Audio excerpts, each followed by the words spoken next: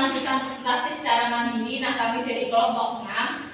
Nah, dari kelompok 6 ini terdiri dari yang pertama Khairin Nurul, kemudian saya Junita Ayun, kemudian Siti Ramawati. Nah, kelompok 6 ini akan mempresentasikan mengenai aplikasi pedagogical content knowledge pada materi IPA SMP MTS kelas 8, khususnya materi Z aditif menggunakan model pembelajaran inquiry learning. Nah, dalam materi pada pagi hari ini kami akan menjelaskan mengenai apa itu inquiry learning, kemudian tujuan dan indikator dari materi kali ini. Kemudian nanti ada sintaks mengenai langkah-langkah dari pembelajaran model ini. Untuk yang pertama mengenai indikator pencapaian kompetensi IPK akan disampaikan oleh rekan saya Khairin Nurul. Baik, saya akan menjelaskan mengenai indikator pencapaian kompetensi atau IPK. Yang pertama, kita mendapatkan KD di titik 6 dan 4.6. Nah, dari beberapa KD yang ada, kita mengambil 3.6.1 yakni dapat menyebutkan contoh bahan aditif pada makanan, 3.6.2 menjelaskan fungsi bahan aditif dalam makanan, dan 4.6.1 menyajikan informasi jenis bahan aditif yang dipakai pada suatu produk makanan.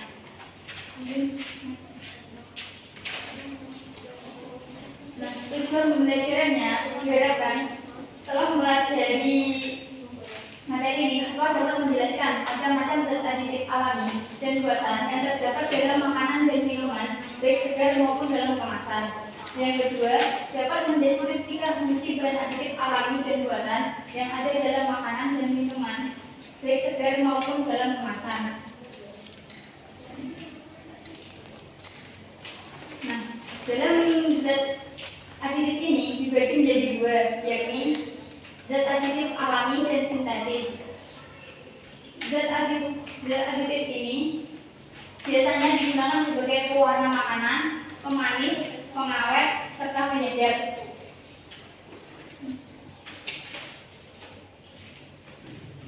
Zat aditif sendiri dapat diartikan sebagai suatu zat yang ditambahkan pada makanan atau minuman untuk meningkatkan kualitas, keawetan, kelezatan, dan kemenarikan makanan dan minuman. Berdasarkan asalnya, zat aditif pada makanan dapat dikelompokkan menjadi dua tadi, yakni zat aditif alami dan buatan.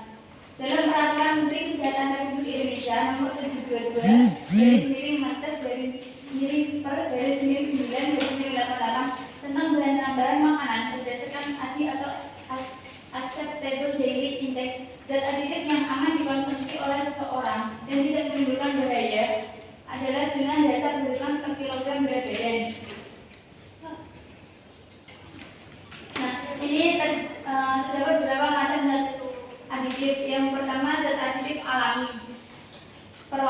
Satu pewarna alami bisa menggunakan daun suji. Daun suji dapat memberi warna hijau pada bahan makanan. Pewarna makanan ini juga dapat digunakan sebagai warna makanan ataupun minuman.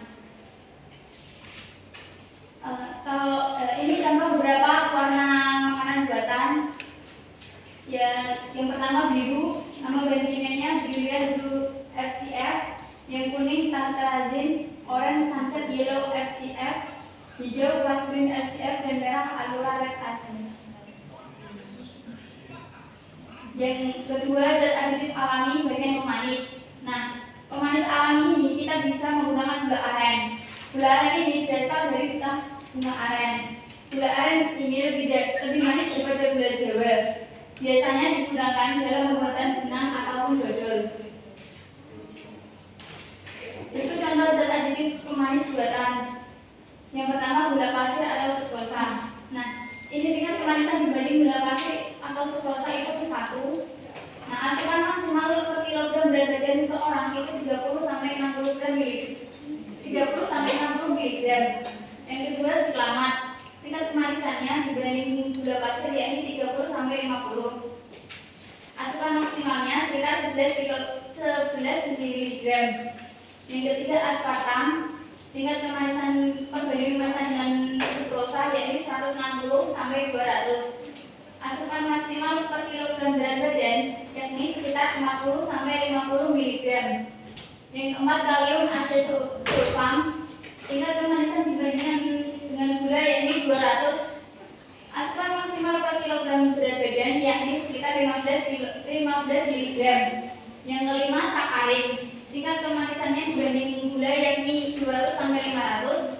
Asupan maksimal per kilogram berat badannya sekitar 5 mg. Yang ketiga zat aditif pengawet. Nah, pengawet alami ini menggunakan garam dapur. Garam dapur ini dapat menyerap kandungan air atau higroskopis yang dapat menghambat dan membunuh pertumbuhan bakteri dalam makanan. Contohnya seperti dalam pengawetan ikan, biasanya digunakan garam dapur supaya ikannya awet dengan ikan asin. Nah itu ikan asin supaya awet dikasih garam dapur. Nah yang ini pengawet buatan, contohnya asam benzoat, natrium benzoat, dan kalium benzoat. Penggunaannya dalam pengawetan makanan dan minuman ringan, kecap dan saus. Asam ascorbat digunakan dalam penggunaan daging olahan, kaldu, dan buah dalam kaleng. Natrium nitrat atau NaNO3 digunakan dalam mengawetkan daging olahan dan keju. Yang selanjutnya asam propionat yang digunakan untuk mengawetkan roti dan keju olahan. Yang misalnya butil hidroksianol atau BHA digunakan untuk menghambat oksidasi pada lemak dan minyak. Yang selanjutnya butil hidroksitoluen atau BHT yang digunakan dalam menghambat oksidasi pada lemak, minyak, margarin, dan mentega. Macam-macam zat aditif alami yaitu penyedap makanan. Yang pertama garam dapur. Nah, garam dapur ini rasa asinnya itu berasal dari NaCl yang diperoleh dari penguapan air laut yang masih mengandung garam, magnesium, dan kalsium. Lalu pengolahan dari pemakar. Nah, biasanya ditambahkan nutrisi tambahan iodium. Iodium ini baik bagi mengurangi penyakit seperti penyakit gondok.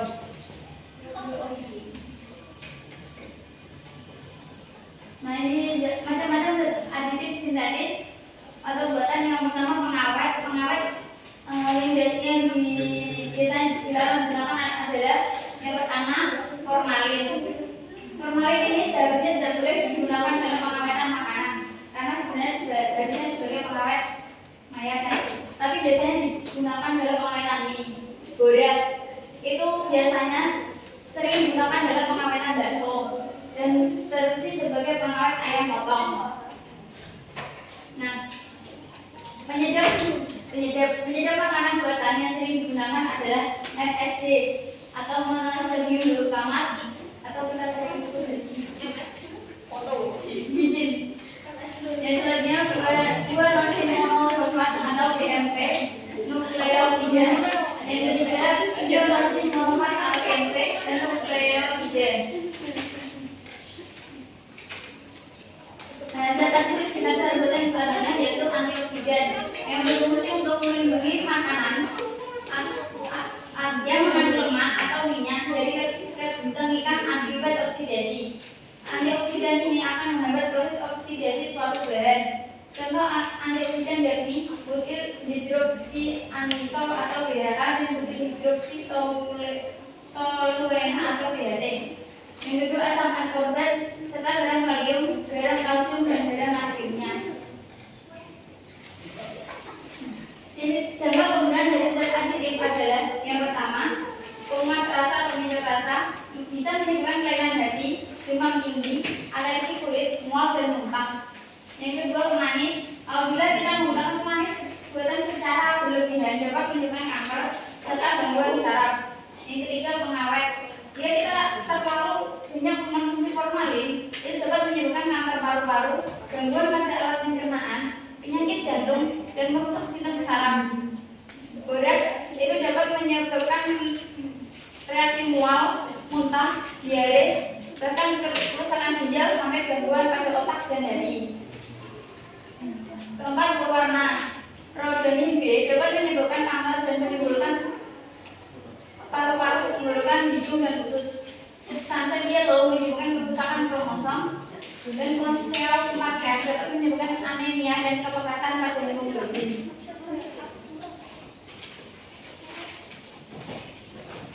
Oke, kemudian setelah kita mengetahui materi indikator kompetensi yang akan dijelaskan dengan menggunakan model pembelajaran inquiry learning. Nah, kemudian kita akan mengetahui mengenai model pendekatan, kemudian strategi, kemudian metode pembelajaran. Nah, ini akan disampaikan oleh rekan saya Siti Rahmawati. Makanya dipersilakan.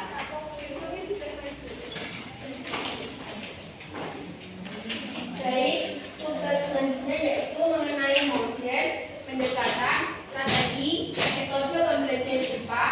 Saya atau MTS telah menggambar materi ZAID. Kelompok kami memilih model pembelajaran inquiry learning. Sedangkan pendekatannya yaitu kami menggunakan pendekatan saintifik dan strategi induktif dengan metode eksperimen dan presentasi.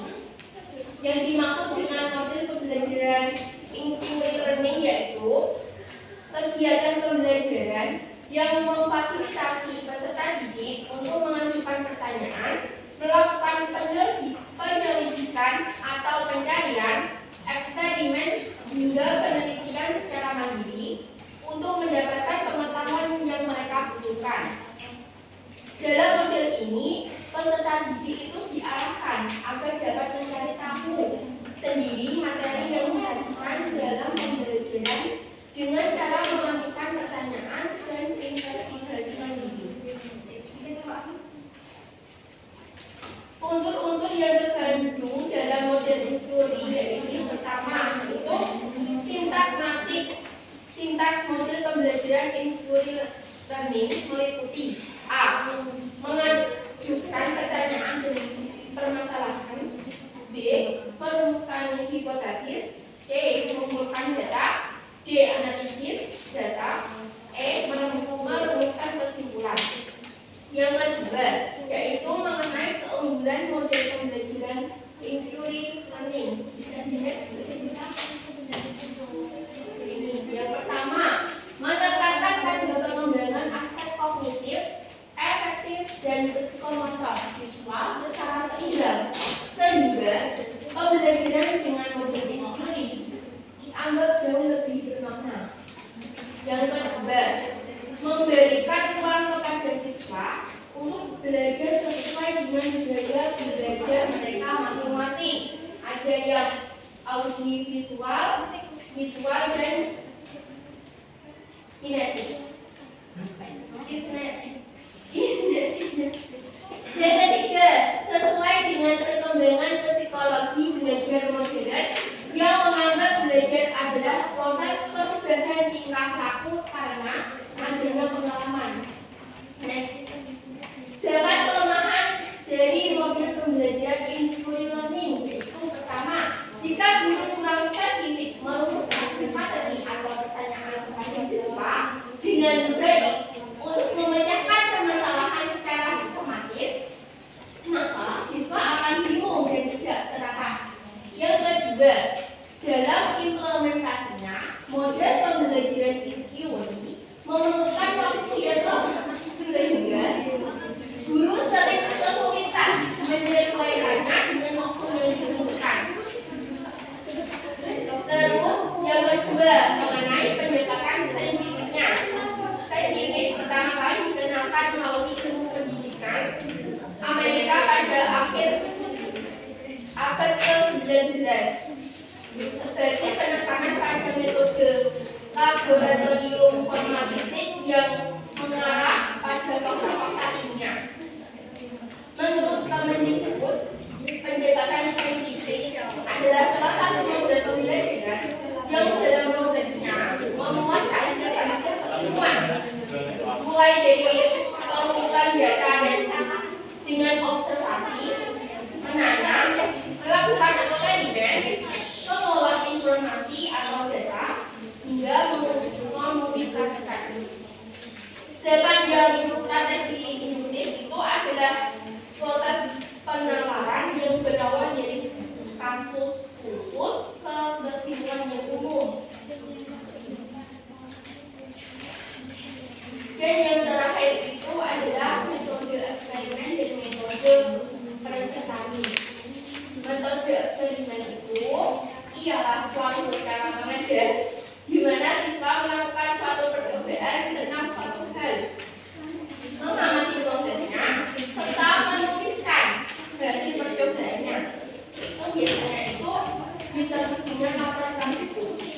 Kemudian hasil pengamatan itu disampaikan ke kelas dan dievaluasi oleh guru.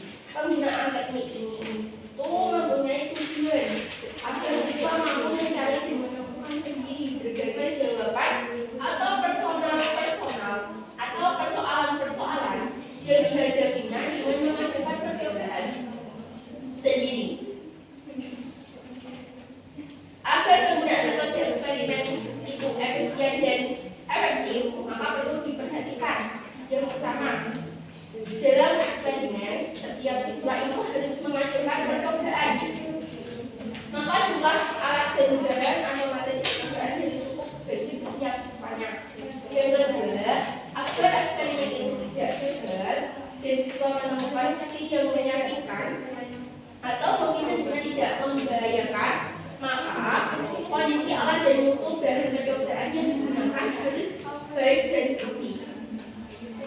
Dengan metode presentasi, yaitu suatu kegiatan berjalan di hadapan banyak hadirin, peserta berdasarkan kamus presentasi berdasarkan kamus besar bahasa Indonesia berarti menyajikan atau mengemukakan. Metode pembelajaran dengan menggunakan metode presentasi ini akhir-akhir ini sering digunakan dalam pelaksanaan proses pembelajaran karena dinilai efektif dalam penyampaian materi pembelajaran. Sekian mengenai penjelasan model pembelajaran, strategi, pendekatan dan metode pembelajaran. Selanjutnya saya kembalikan kepada moderator.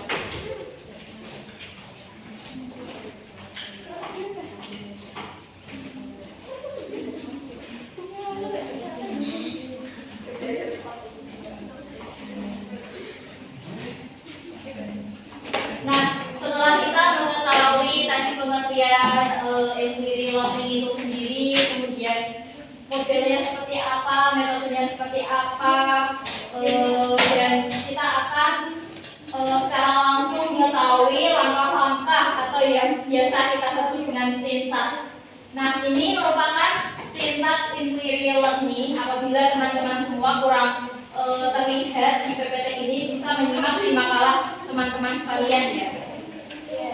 Nah, ini sintaks yang di makalah ini kita ambil sesuai dengan tujuan pembelajaran dan KD yang kita ambil, yaitu KD 3.61, kemudian 3.6.2 dan 4.6.1 mengenai zat aditif. Nah, yang pertama yaitu kegiatan pendahuluan. Kegiatan pendahuluan yang pertama adalah orientasi. Ketika sudah di kelas, guru membuka pelajaran dengan mengucapkan salam. Nah, apabila karena ini kita seperti belajar di kelas, di depan kelas, kita menjadi teman-teman menjadi murid dan saya sebagai ibu gurunya ya. Nah, ketika saya bilang assalamualaikum, menjawab waalaikumsalam. Dan ketika saya berbicara apa kabar anak-anak, baik, sehat, alhamdulillah. Saya mulai lagi ya. Apa kabar anak-anak semua? Baik, sehat, alhamdulillah.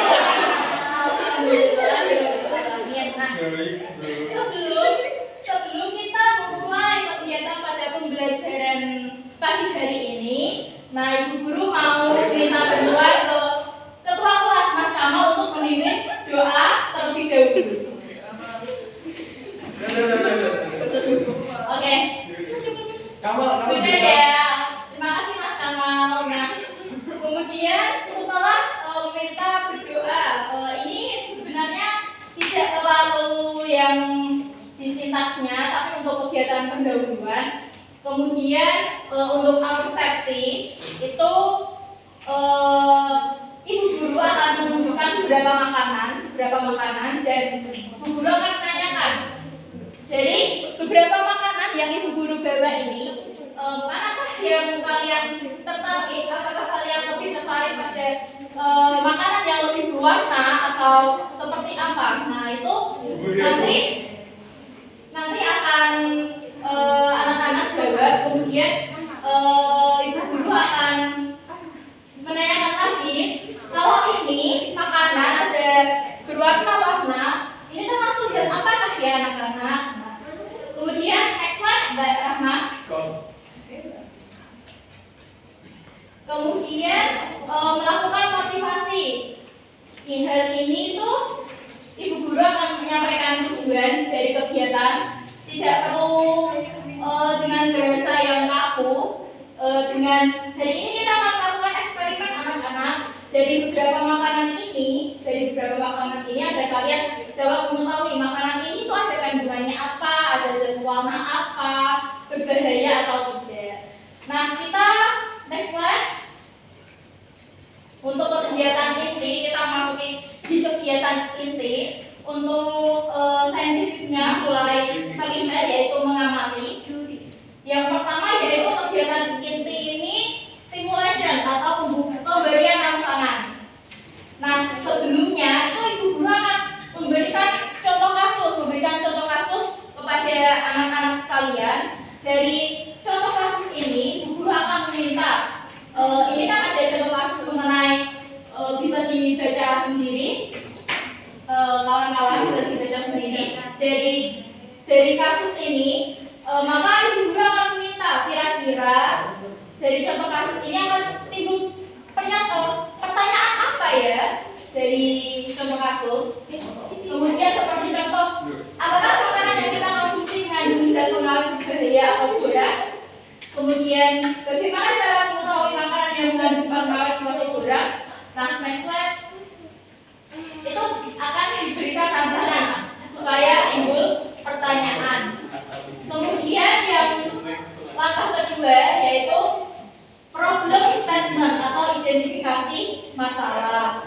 Jadi pertanyaan-pertanyaan yang timbul tadi, guru akan meminta kepada anak-anak untuk merumuskan hipotesis atau menentukan hipotesis dugaan sementara. Karena tadi sudah timbul pertanyaan dari anak-anak seperti bahan pengawet seperti apa yang aman bagi kesehatan, bagaimana cara mengetahui makanan, kemudian akan bisa ditentukan hipotesisnya. Nah dari ini itu sebelumnya tadi saya lupa untuk menyampaikan bahwa hal ini nanti akan dibentuk kelompok. Ibu guru akan meminta dibagi kelompok menjadi 4 kelompok untuk mengidentifikasi kemudian melakukan eksperimen ini. Nah, setelah ada pertanyaan maka akan timbul hipotesis. Nah, tidak serta-merta ibu guru meminta hipotesis itu, ibu guru akan memberikan kesempatan untuk anak-anak mencari sumber dari berbagai modul ataupun internet. Kemudian akan mengetahui hipotesisnya, hipotesis sesuai dengan rasa ingin tahu atau pembuktian apa nanti yang akan dieksperimenkan. Kemudian next slide. Nah, sintaks yang ketiga yaitu merancang percobaan. Merancang percobaan sebelumnya itu ibu guru akan mendemonstrasikan, akan melakukan seperti langkah-langkahnya terlebih dahulu.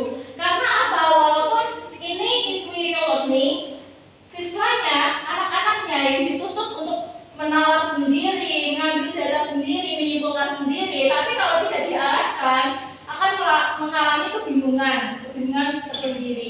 Nah, dari merancang percobaan ini, sebelumnya ibu guru akan mendemonstrasikan terlebih dahulu dan anak-anak nanti diminta untuk mengamati, menulis langkah apa yang ibu guru kerjakan, kemudian hal apa yang harus dikerjakan, seperti itu. Kemudian next slide. Nah, ini melakukan percobaan sesuai tadi, sesuai dengan sebelumnya kan ibu guru sudah mendemonstrasikan mengenai eksperimen yang akan dikerjakan. Kemudian per kelompok itu karena tadi sudah dibagi kelompoknya akan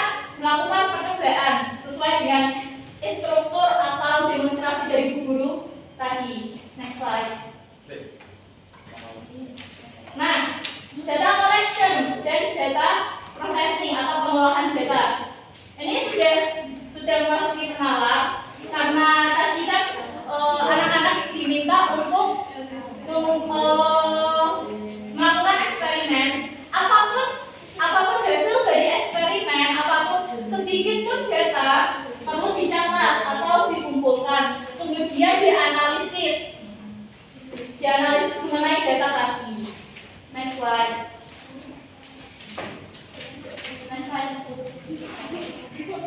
Nah, kemudian generalization atau kesimpulan, mengkomunikasikan. Nah, mengkomunikasikan ini dari hasil data tadi, kemudian kita hubungkan dengan hipotesis. Apakah data itu benar atau tidak? Apakah hipotesis ini benar atau tidak? Apakah hipotesis ini salah atau nyambung dengan hasil data atau seperti apa? Ini kita simpulkan, kita hubungkan.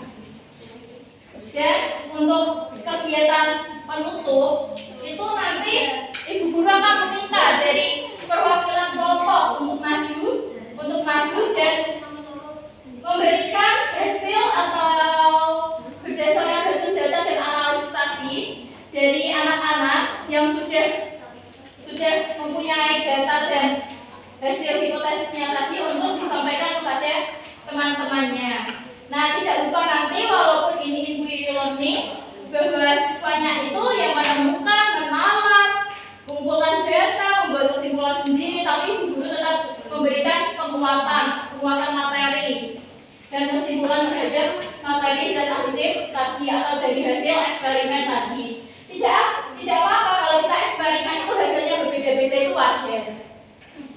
Kemudian setelah memberikan penguatan ataupun kesimpulan terhadap materi tadi, kemudian ibu guru akan memberikan tugas.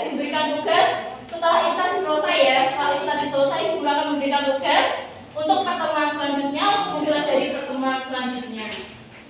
Nah, dari hasil presentasi tadi itu kita sudah mengetahui mengenai model, metode, kemudian langkah-langkahnya sendiri pun kita sudah mengetahui. Nah, setelah ini akan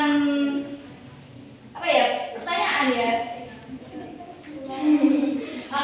Apabila teman-teman ini sudah menjadi mahasiswa lagi ini, tidak menjadi guru lagi.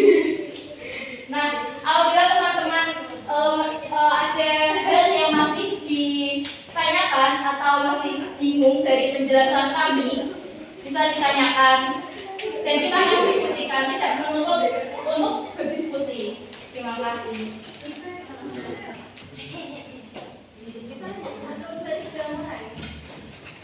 Assalamualaikum. Waalaikumsalam. Iya, kita.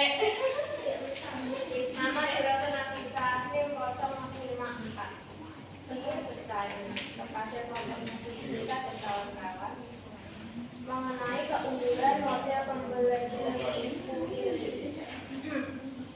Dalam keunggulannya itu menyebutkan tentang menekankan pada pengembangan aspek kognitif, afektif dan psikomotor siswa secara seimbang sehingga pembelajaran dengan model inquiry dianggap jauh lebih bermanfaat. Dalam tiga aspek tersebut, apa maksud dari tiga aspek tersebut?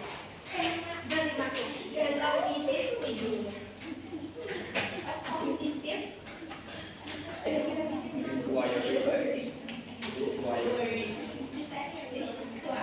Teman-teman boleh bertanya sebanyak-banyaknya. Kita akan tetap berdiskusi.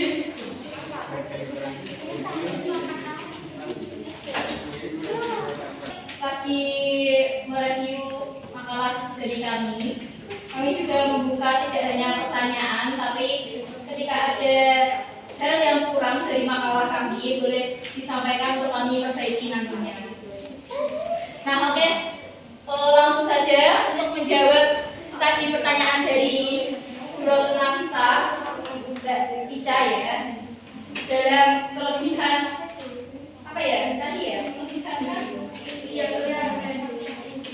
Keunggulan model pembelajaran inquiry. Itu kan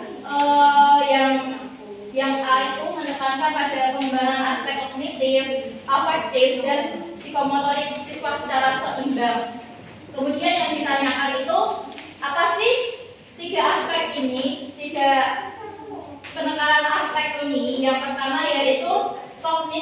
kognitif itu pengetahuan dari metode inquiry learning dan eksperimen tadi. Itu siswa dapat mengetahui dan menalar mengenai konsep, kemudian konsep dari materi tersebut. Kemudian afektif itu sikap ya.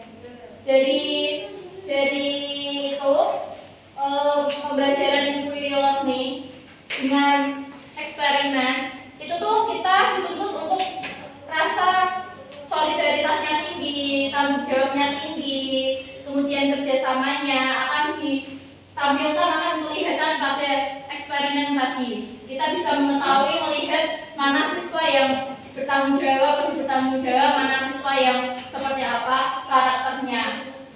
Kemudian psikomotor, yaitu keterampilan, tidak hanya konsep saja yang kita tekankan, namun keterampilan dalam materi tersebut itu tuh kita dapatkan dengan mengetahui secara langsung. Jadi kita tidak hanya diberikan konsep saja, tapi kita melakukan percobaan atau eksperimen sehingga kita lebih terasa makna atau tujuan dari pembelajaran tersebut karena kita mengikuti secara langsung. Demikian pertanyaan dari baca apakah sudah bisa diterima? Terima kasih. Teman-teman boleh bertanya atau menyanggah atau menambahkan lagi.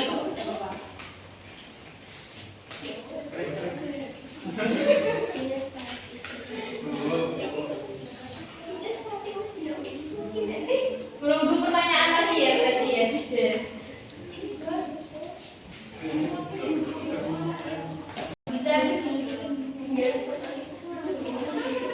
Nama saya Muhammad Abdulaziz, NIM 75, ingin bertanya.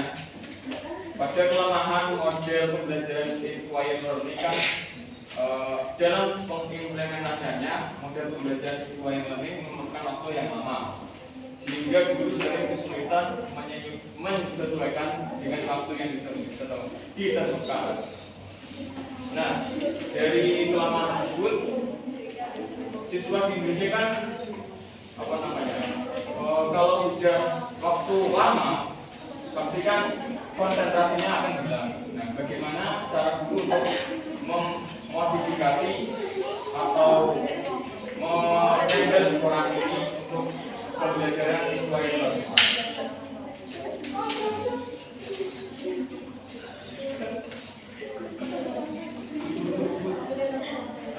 Mas Aziz. Kemudian kita lanjutkan pertanyaan lebih dahulu ya, nanti kita akan anggapi diskusikan. Saya mau bertanya.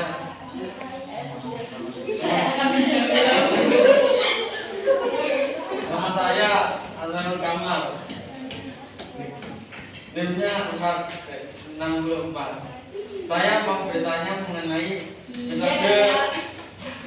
metode inquiry learning tadi menggunakan pendekatan secara saintifik terus diterapkan menggunakan model secara praktek. Nah, eksperimen. Nah, apakah selain menggunakan eksperimen atau praktek itu bisa diterapkan dalam inquiry learning dengan saintifik dan dengan pendekatan saintifik tersebut selain praktek?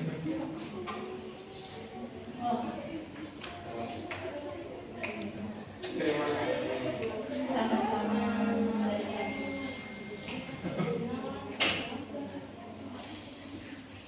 Ada lagi? 5, 10 gak apa-apa.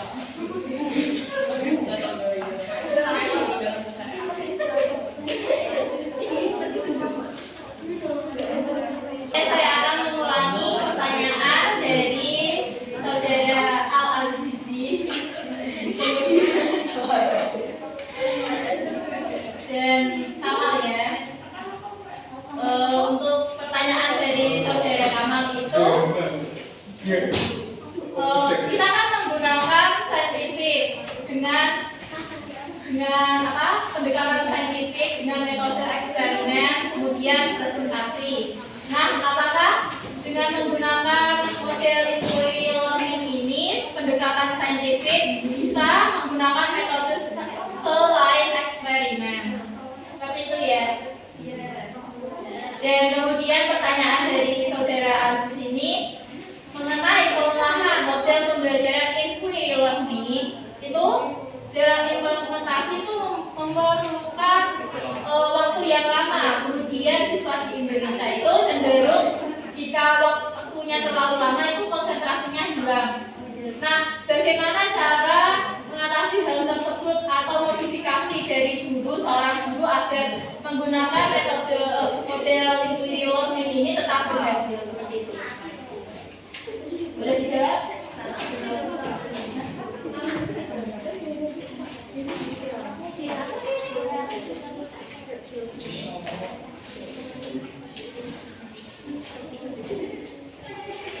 Baik, saya akan menjawab pertanyaan dari Mas Kamal, yaitu pertanyaannya, apakah dengan menggunakan model pembelajaran inquiry learning itu bisa menggunakan metode lain selain eksperimen? Benar Mas Kamal? Bisa. Selain menggunakan metode eksperimen, kita juga bisa menggunakan metode diskusi.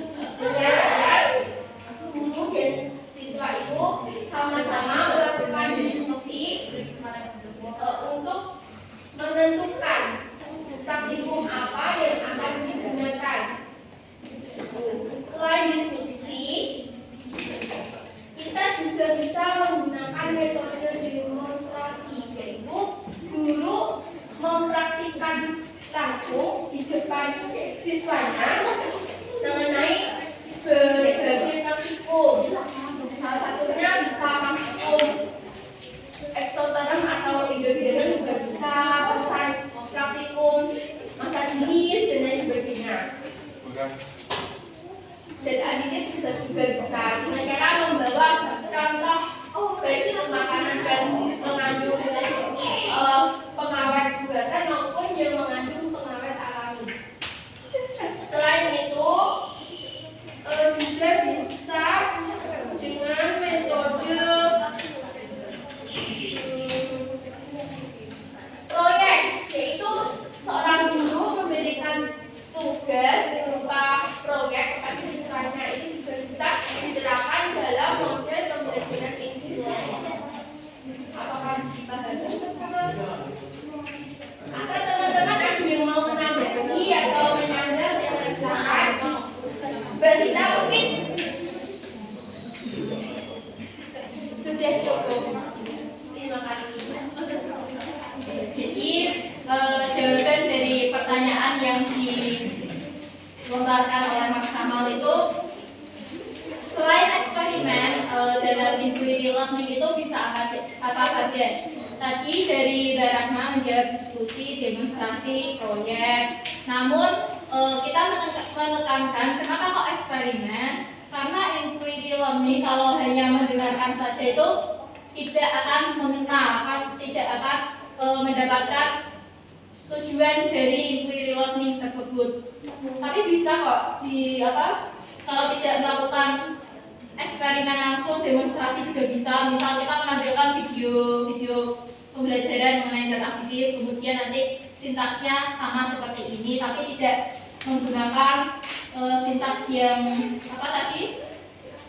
merancang percobaan kemudian melakukan percobaan. Kemudian seperti yang dicontohkan Mbak Rahma tadi, kita suruh siswa-siswanya itu membawa beberapa bungkus makanan, kita suruh untuk identifikasi. Dan identifikasi kan biasanya di belakang makanan itu ada label atau tabel ya, tabel mengenai kayak pengawet, kemudian pewarna, posisinya itu kita identifikasi seperti apa, zat aditif seperti apa. Kemudian pertanyaan dari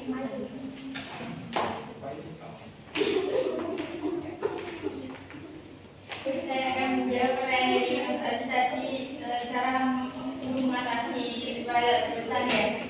Tadi bisa kita beri penjelasan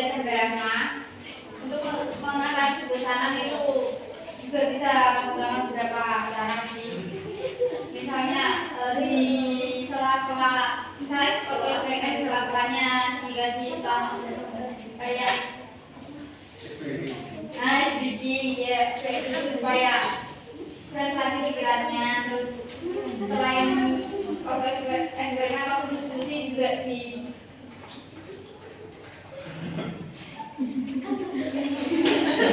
Bener.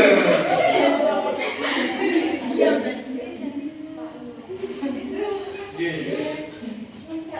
Jadi ada hiburannya. ya Tapi itu tidak mengganggu belajar tapi kasih hiburan.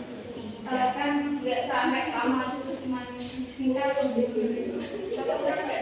bisa merefresh penjelasan yang lalu sebelum eksperimen saya dijelaskan pakaiannya terus cara-caranya kan.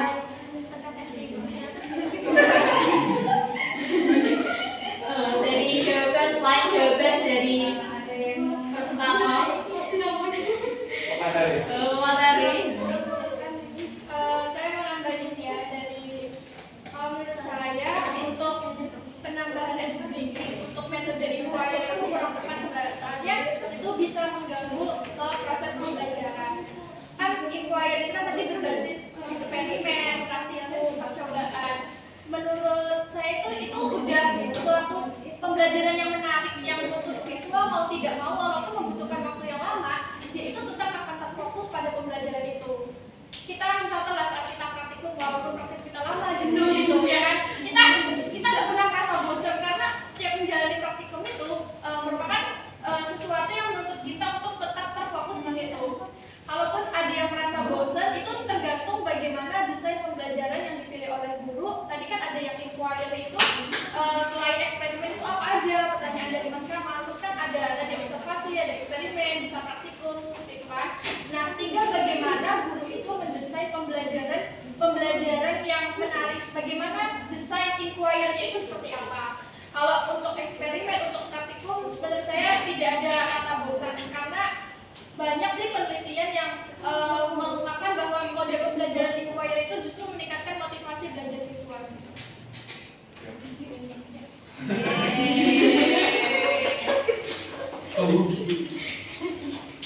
Baik, terima kasih atas tambahan dari Mbak Dani. Intinya dalam metode model inquiry learning ini tuh mau tidak mau tidak jangan dipaksakan tetap walaupun seperti kita kembalikan ketika kita melakukan praktikum atau eksperimen, tetap kita mengikuti sampai akhir, sampai menemukan hasil datanya, baik hasil datanya itu sesuai atau tidak, kita tetap pada tahap seperti itu. Kemudian kalau dalam inquiry learning itu kita tidak serta-merta membiarkan peserta didik atau siswanya itu ya udah ini kan eksperimen saja, itu enggak, tapi kita tetap memantaunya sehingga kalau terjadi apa ya, misal kayak kegaduhan atau mulai kehilangan konsentrasi, kita bisa mengambil metode lainnya seperti apa dan memfokuskan lagi konsentrasi dari siswanya seperti itu.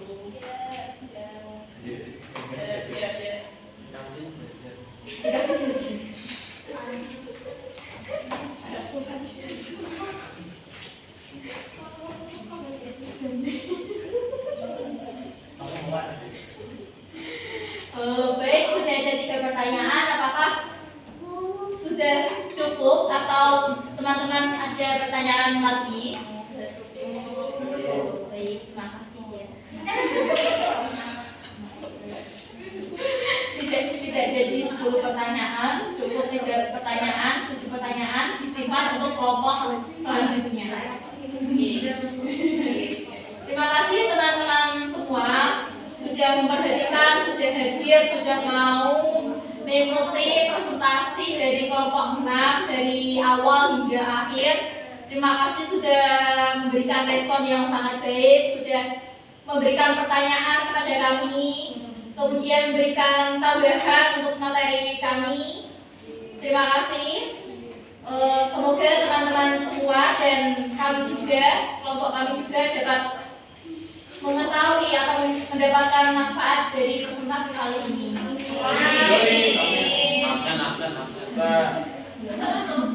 Apabila terdapat salah kesalahan dalam merumuskan materi atau kesalahan dalam tutur kata atau tingkah laku kami di depan ini, kami dari kelompok 6 mohon maaf sebesar-besarnya.